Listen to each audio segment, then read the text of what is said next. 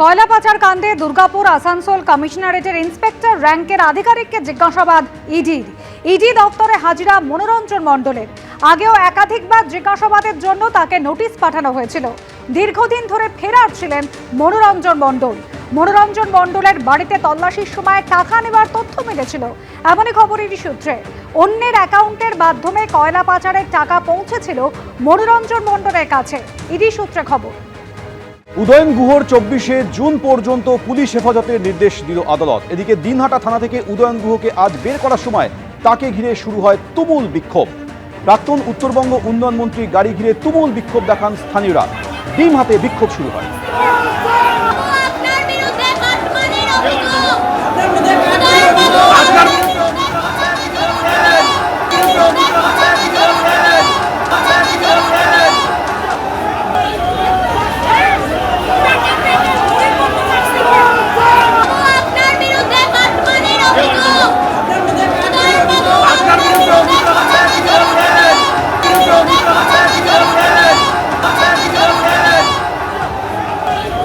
আচ্ছা ঠিক আছে, তো ওকে সাইড হয়ে আছে, সাইড হয়ে যাও।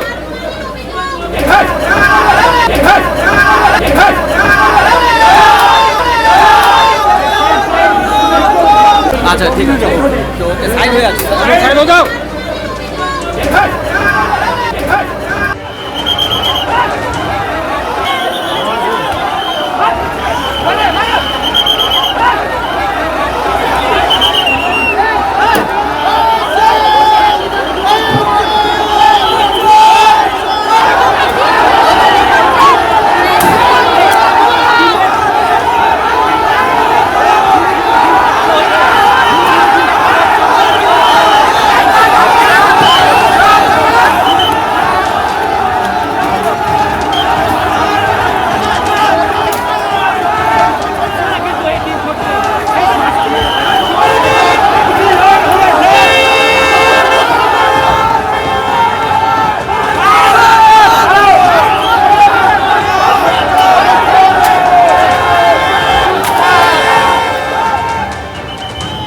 ডিমের হাত থেকে বাঁচতে হেলমেট পরিয়ে বার করা হয় উদয়ন গুহকে। এমনকি প্রিজন ভ্যানের ওপরও মুহুর্মুহু ডিম ছুড়লেন বিক্ষুব্ধরা। কথা বলবো আমাদের প্রতিনিধি শুভেন্দু ভট্টাচার্য রয়েছেন। শুভেন্দু, 24শে জুন পর্যন্ত উদয়ন গুহর পুলিশ হেফাজত হয়েছে। আজ আদালতে তার বিরুদ্ধে কি অভিযোগ আনলো পুলিশ? দেখো, যেটা মূলত অভিযোগ আনা হয়েছে যে 2020 সাল থেকে 2025 সাল সেই সময় 2015 সালের পর থেকে আর কি, 2015 সালের পর থেকে 2020 সাল পর্যন্ত উদয়ন গুহ যেটা দিনহাটা পৌরসভার চেয়ারম্যান পদে ছিলেন এবং সেই সময় সরকারি যে আবাস প্রকল্প, সেই আবাস প্রকল্পের থেকে কাটমানি নেওয়ার অভিযোগ রয়েছে তার বিরুদ্ধে। যেমন অনেকেই অভিযোগ করেছেন, উপভোক্তাদের একজন অভিযোগ করেছেন যে তার কাছ থেকে প্রায় 45,000 টাকা কাটমানি নেওয়া হয়েছে, এমনটাই অভিযোগ। এবং গত 11 তারিখে সেই অভিযোগ করা হয় এবং তারপরেই পুলিশ উদয়ন গুহর বিরুদ্ধে মামলা করে, প্রতারণার অভিযোগে মামলা করে এবং সেই মামলাতে তাকে ফুলবাগান থেকে গ্রেপ্তার করা হয় এবং আজকে তাকে আদালতে পেশ করা হয়। এবং আদালতে পেশ করার সময় যেটা আমরা দেখলাম, মুহুর্মুহু ডিম ছোড়া হলো তার প্রিজন ভ্যান লক্ষ্য করে। তাকে হেলমেট পরিয়ে একেবারে দিনহাটা থানা থেকে আদালত পর্যন্ত নিয়ে যাওয়া হলো। সব মিলিয়ে ঘটনাকে কেন্দ্র করে ব্যাপক উত্তেজনা ছড়ায়। কেন্দ্রীয় বাহিনী, পুলিশ ঘটনায় পরিস্থিতি নিয়ন্ত্রণে আনার চেষ্টা করে, তবে ব্যাপক পরিমাণে বিজেপি কর্মী সমর্থক এবং সাধারণ মানুষ সেখানে জড়ো হয়েছিল এবং তারা উদয়ন গুহর বিরুদ্ধে চোর চোর স্লোগান পর্যন্ত দিতে থাকে। এই ঘটনাকে কেন্দ্র করে ব্যাপক চাঞ্চল্য ছড়ায়। তবে আদালত সূত্রে আরেকটি বিষয় যেটা জানা গেছে, তার বিরুদ্ধে আরেকটি দুর্নীতির অভিযোগ আনা হয়েছে, সেই মামলার সাথে যুক্ত করা হয়েছে।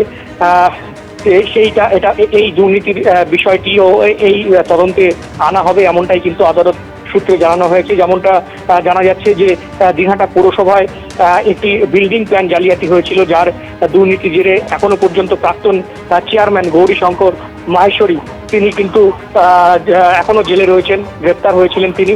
এবং সেই সময় গৌরীশঙ্কর মাহেশ্বরী দিনহাটা পুরসভার চেয়ারম্যান ছিলেন এবং যেটা পুলিশের যেটা অভিযোগ যে এই সময় দিনহাটা পুরসভা চলতোই, সেই সময় উত্তরবঙ্গ উন্নয়ন মন্ত্রী সেই সময়কার উত্তরবঙ্গ উন্নয়ন মন্ত্রী উদয়ন গুহর কথা মতো। তাই এই দুর্নীতিতে উদয়ন গুহর হাত রয়েছে, সেই নিয়ে এই বিষয়টিও তদন্ত আনার প্রয়োজন। তাই এই বিষয়েও কিন্তু এই দুর্নীতির বিষয়ে তদন্ত হবে। পাশাপাশি যেটা সরকারি আইনজীবী জানালেন, এই যে টাকা, যে ঘরের নাম করে যে কাটমানির টাকা নেওয়া হয়েছিল, সেই টাকা কোথায় কোথায় গেছে, কাকে কাকে সেই টাকা দেওয়া হয়েছে, কিভাবে গেছে, কলকাতা পর্যন্ত এই টাকা নেতাদের কাছে গিয়েছে কিনা, সেই সব তথ্য জানার জন্যই উদয়ন গুহকে পুলিশ হেফাজতের চেয়েছিল এবং সেই মতো 14 দিনের পুলিশ হেফাজত চেয়েছিল সেই মতো। তবে যেটা মহকুমা আদালত কিন্তু তাকে একেবারে আদালতে পেশ করা হয়। শুভেন্দু, তুমি আমাদের সঙ্গে থাকো। তারপর 24শে জুন পর্যন্ত পুলিশ হেফাজতের নির্দেশ দেওয়া হয়, কিন্তু দিনহাটা থানা থেকে উদয়ন গুহকে বের করার সময় এভাবেই বিক্ষোভ দেখালেন, তুমুল বিক্ষোভ দেখালেন বিক্ষোভকারীরা। একেবারে সকাল থেকে পচা ডিম হাতে তারা জড়ো হয়েছিল।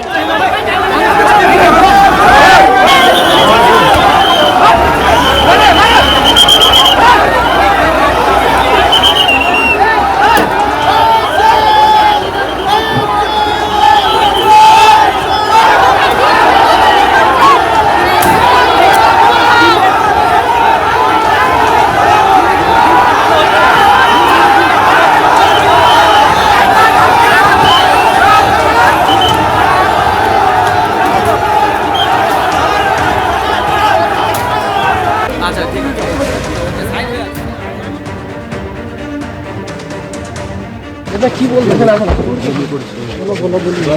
কি বলবেন?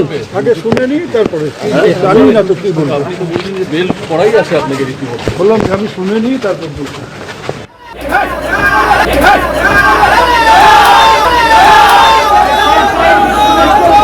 আচ্ছা ঠিক আছে, ওকে সাইড হয়ে আছে। সাইড হয়ে যাও।